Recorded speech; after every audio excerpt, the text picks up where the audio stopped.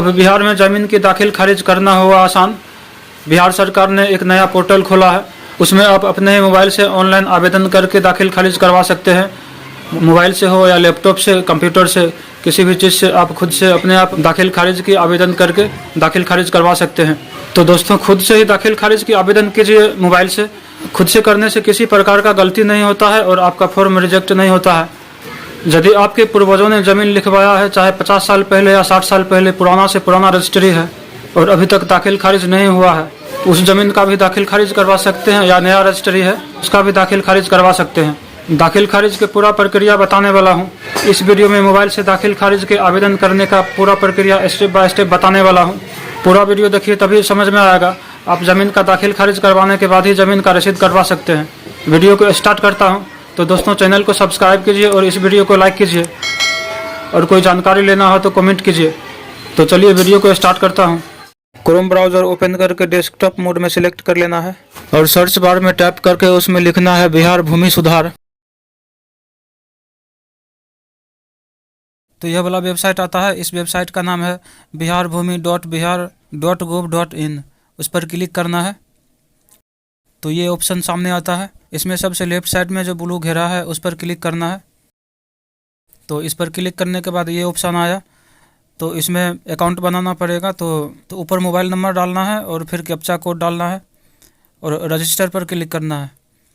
और अगर आपका अकाउंट बना हुआ है तो लॉगिन पर क्लिक करना है, साइन इन पर क्लिक करना है, या अकाउंट नहीं बना हुआ है तो रजिस्टर पर क्लिक करना है। रजिस्टर पर क्लिक करते ही मोबाइल में एक OTP आता है। उस OTP को यहाँ एंटर कर देना है और फिर कंटिन्यू पर क्लिक करना है। तो ये वाला पेज सामने आता है। अब इस पेज में आपका डिटेल्स देना है, नेम, फादर नेम में आपके साथ क्या रिलेशन है वो रिलेशन सिलेक्ट करना है, फादर। और उसके बाद एड्रेस देना है, ज़िला देना है, सारा डिटेल्स इसमें फिलअप कर देना है। फिलअप करने के बाद नीचे ब्लू बॉक्स में रजिस्टर नाउ पर क्लिक करना है। तो मोबाइल में एक OTP आएगा, उस OTP को यहाँ एंटर करना है और नीचे कन्फर्म पर क्लिक करना है। कन्फर्म पर क्लिक करते ही आपका अकाउंट क्रिएट हो जाता है। तो फिर से बैक कर देना है और फिर से उसी वेबसाइट पर जाकर लॉगिन करना है। तो फिर वापस मैं उस वेबसाइट पर आया हूँ और उस पर क्लिक करके लॉगिन करता हूँ। तो यह आप देख पा रहे होंगे, फिर से वही पेज ओपन हुआ। तो लेफ्ट साइड में जो ब्लू बॉक्स है उस पर क्लिक करना है और फिर से यहाँ पर मोबाइल नंबर एंटर करता हूँ और उसके नीचे कैप्चा कोड एंटर करके साइन इन पर क्लिक करता हूँ।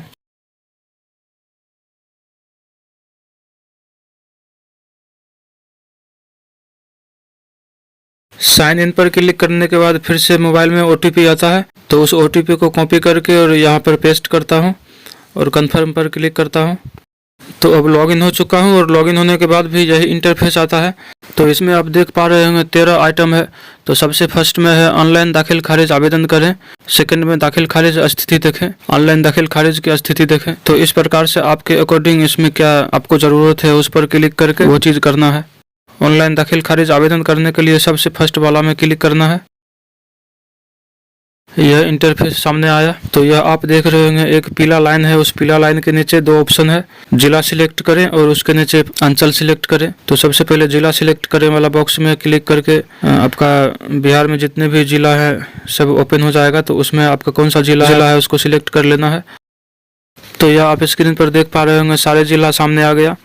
तो इसमें आपका कौन सा जिला है उस पर क्लिक करके सिलेक्ट कर लेना है और उसके नीचे अंचल सिलेक्ट करना है। तो उस पर क्लिक करके आपके एरिया का कौन सा अंचल है उसको सिलेक्ट कर लेना है।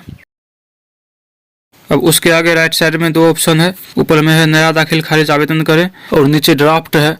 आवेदन करते समय जब आप रुक जाते हैं तो वो ड्राफ्ट में सेव हो जाता है और उसका स्थिति आप उसमें देख सकते हैं, या उस पर क्लिक करके फिर से आप एडिट करके आवेदन फॉर्म को फिलअप करना शुरू कर सकते हैं। तो ऊपर वाला में नया दाखिल खारिज आवेदन करें पर क्लिक करके फॉर्म को फिलअप करना शुरू करता हूँ।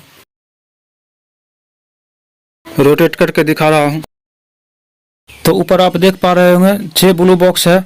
तो सबसे फर्स्ट वाला बॉक्स में येलो कलर का निशान लगा हुआ है। फर्स्ट वाला बॉक्स आवेदनकर्ता का डिटेल्स है। इसमें जो आवेदन करते हैं उनका डिटेल्स डाला जाता है। इसी प्रकार सेकंड बॉक्स में डॉक्यूमेंट्स का डिटेल्स भरा जाता है और थर्ड में बायर्स का डिटेल्स भरा जाता है, जो जमीन खरीदते हैं उनका डिटेल्स भरा जाता है। और फोर्थ में सेलर्स का डिटेल्स भरा जाता है, जो जमीन बेचते हैं उनका डिटेल्स, एड्रेस वगैरह भरा जाता है। और फिफ्थ में प्लॉट डिटेल्स भरा जाता है, प्लॉट नंबर, खिसरा का नंबर वगैरह भरा जाता है। और सिक्स्थ में डॉक्यूमेंट्स को PDF फॉर्मेट में बनाकर डॉक्यूमेंट्स अपलोड किया जाता है।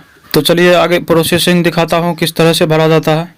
स्टार्टिंग से दिखा रहा हूँ। तो आप स्क्रीन पर देख पा रहे हैं, सबसे ऊपर लिखा हुआ है आवेदन करने वाले आवेदक के प्रकार का चयन करें। तो इसमें 3 ऑप्शन आते हैं, आवेदक स्वयं क्रेता, या आवेदक कोई सेवा प्रदाता है, या आवेदक कोई तीसरा व्यक्ति है। तो इसमें आवेदक स्वयं क्रेता ही सिलेक्ट करना है, क्योंकि आप खुद से आवेदन दे रहे हैं अपने जमीन के लिए या अपने पूर्वजों के जमीन के लिए। और सभी डिटेल्स हिंदी में ही अगर लिखें तो बहुत अच्छा रहेगा। अब नीचे आवेदक का इसमें डिटेल्स भरा जाएगा, नाम, address, phone number, email ID, सारे चीज भरने के बाद सेव एंड नेक्स्ट पर क्लिक करना है। तो फिर सेकंड बॉक्स में आ जाएगा।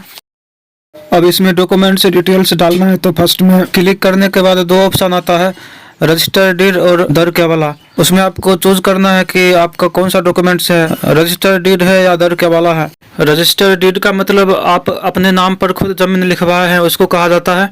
और दर क्या वाला का मतलब आपके पूर्वज का जमीन हो और आपको उसमें हिस्सा मिला है उत्तराधिकारी के तौर पर, तो उसे दर क्या वाला कहा जाता है। तो अधिकतर रजिस्टर डीड ही सिलेक्ट किया जाता है। उसके बाद डीड नंबर डालना है। आपके दस्तावेज में सबसे ऊपर टिकट के ऊपर में राइट साइड में डीड नंबर होता है, उसको डालना है। और फिर उसके आगे डेट डालना है, किस डेट को आपका रजिस्ट्री हुआ है। और अमाउंट डालना है, उसके आगे कितना अमाउंट में आपने जमीन खरीदा है वो दस्तावेज में लिखा होता है। और लास्ट में DSRO सिलेक्ट करना होता है कि आपका जमीन का रजिस्ट्री कहाँ पर हुआ है, मतलब कि रजिस्ट्री ऑफिस कहाँ है, उस जगह का नाम डालना पड़ता है। और उसके नीचे एक डिस्क्रिप्शन लिखना पड़ता है कि 90 दिनों के बाद में आप दाखिल खारिज के अप्लाई क्यों कर रहे हैं, इतना लेट क्यों हुआ, इस संबंध में कुछ लिखना पड़ेगा वहाँ पर डिस्क्रिप्शन में। इसके बाद स्क्रॉल करके थोड़ा सा नीचे जाना है और अपडेट एंड नेक्स्ट पर क्लिक कर देना है। तो फिर नेक्स्ट वाला बॉक्स ओपन होगा। अब इसमें बायर्स डिटेल्स भरना है। फर्स्ट में जमीन खरीदने वाले का नाम, और सेकंड में गार्जियन नेम, और थर्ड में गार्जियन नेम के साथ उसका क्या रिलेशन है वो सिलेक्ट करना है। उसके बाद कास्ट सिलेक्ट करना है, फिर जेंडर सिलेक्ट करना है। उसके आगे मोबाइल नंबर, फिर एड्रेस और आधार कार्ड नंबर डालना है। और फिर नीचे अपडेट एंड नेक्स्ट पर क्लिक करना है। तो नेक्स्ट बॉक्स ओपन होगा। अब सेलर डिटेल्स का ऑप्शन आया। तो इसमें जो ज़मीन बेचा है उसका नाम, एड्रेस, मोबाइल नंबर नहीं है तो आप 00 लिख सकते हैं। और इसमें आधार कार्ड डालने का ऑप्शन नहीं है। और उसका एड्रेस लिख दीजिए। सारा डिटेल्स फिलअप हो जाने के बाद फिर अपडेट एंड नेक्स्ट पर क्लिक कीजिए। तो उसके नेक्स्ट बॉक्स ओपन होगा। अब प्लॉट डिटेल्स का ऑप्शन आया। तो इसमें डिस्ट्रिक्ट, सब डिवीजन, सर्कल, हल्का, मौजा, ऊपर का, ये सारे चीज़ सिलेक्ट करने के बाद फिर थोड़ा सा स्क्रॉल करके नीचे आइए और फर्स्ट खटाल में खिसरा नंबर डालिए। सेकंड और थर्ड खटाल में ज़मीन का एरिया डालना होता है। आपका ज़मीन अगर एकड़ में है तो सेकंड में एकड़ डालना है।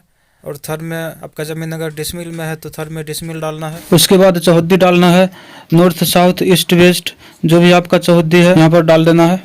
और सभी आइटम के नीचे आप देख पा रहे होंगे एक एड मोर रो लिखा होगा। तो उस पर क्लिक करने के बाद एक दूसरा लाइन क्रिएट होता है। उस लाइन में अगर एक से ज़्यादा खरीदार हो तो उसका डिटेल्स डाला जाता है। या प्लॉट डिटेल्स में एड मोर रो लिखा होगा तो एक से ज़्यादा प्लॉट हो तो दूसरा प्लॉट का डिटेल्स उसमें डाला जाता है। प्लॉट डिटेल्स कंप्लीट होने के बाद सेव एंड नेक्स्ट पर क्लिक करके डॉक्यूमेंट्स अपलोड पर चलता हूँ। यह डॉक्यूमेंट्स अपलोड का ऑप्शन है। तो इसमें तो डॉक्यूमेंट्स अपलोड किया हुआ है, फिर भी आपको सिखाने के लिए एक बार दिखाता हूँ। पहले कैप्चा डालना है और चूज फाइल पर क्लिक करके फाइल को ओपन करना है। तो एक बात पहले मैं बता चुका हूं कि पहले डॉक्यूमेंट्स को PDF फॉर्मेट में बनाकर और उसको कंप्रेस करके 2 MB से कम साइज करके और कुछ यूनिक रीनेम करके सेव कर लेना है ताकि ढूंढने में सुविधा हो। तो यह आप देख पा रहे होंगे फाइल मैनेजर ओपन हो चुका है और इसमें से हमको ढूंढना है कि कौन सा वह PDF है। तो उस पर क्लिक करके सिलेक्ट कर लेता हूं। सिलेक्ट करते ही यहाँ पर एक अपलोड डॉक्यूमेंट्स का ऑप्शन आएगा, उस पर क्लिक करके डॉक्यूमेंट्स को अपलोड कर लेना है। कुछ टाइम लगेगा, 1-2 मिनट। उसके बाद वेरीफाई मोबाइल पर क्लिक करके वेरीफाई कर लेना है। वेरीफाई पर क्लिक करने के बाद यह ऑप्शन आता है। आप नीचे लेफ्ट साइड में देख पा रहे होंगे गेट OTP लिखा हुआ है। तो उस गेट OTP पर क्लिक करना है। तो एक OTP आता है मोबाइल नंबर में, उस OTP को यहाँ पेस्ट करके कन्फर्म पर क्लिक करना है। तो यह राइट साइड में देख पा रहे होंगे आप, ग्रीन कलर में सही का निशान लग गया है। अब लेफ्ट साइड में नीचे एक बॉक्स में देख पा रहे होंगे आप, ब्लू बॉक्स में लिखा हुआ है प्रीव्यू एंड सबमिट। तो उस पर क्लिक करने के बाद आप जितना भी डिटेल्स भरे हैं वो सब ओपन होकर एक लिस्ट के तरह दिखाई देगा और फिर फाइनल सबमिट करने का ऑप्शन आएगा। तो आप नीचे देख पा रहे होंगे फाइनल सबमिट लिखा हुआ है, उस पर क्लिक करके फाइनल सबमिट कर सकते हैं। फाइनल सबमिट पर क्लिक करने के बाद एक OTP आता है, उस OTP को यहाँ एंटर कीजिए और कन्फर्म एंड फाइनल सबमिट पर क्लिक कीजिए। तो फाइनल सबमिट हो जाएगा। उसके बाद एक रिसिप्ट आएगा, रसीद आएगा, उसको डाउनलोड कर लेना है। तो आप देख पा रहे होंगे रसीद आ चुका है और राइट साइड में ऊपर प्रिंट करने का ऑप्शन दिखाई दे रहा है, तो उस पर क्लिक करके आप डाउनलोड कर सकते हैं। यह रसीद बहुत ही महत्वपूर्ण है, इसको मिस मत कीजिए। उस डाउनलोड पर क्लिक करने के बाद एक एरो का निशान आएगा, उस पर क्लिक करने के बाद सेव का ऑप्शन आता है। तो सबसे नीचे सेव बटन पर क्लिक कर दीजिए, तो आपके फाइल मैनेजर में PDF फॉर्मेट में सेव हो जाएगा। Thanks for watching.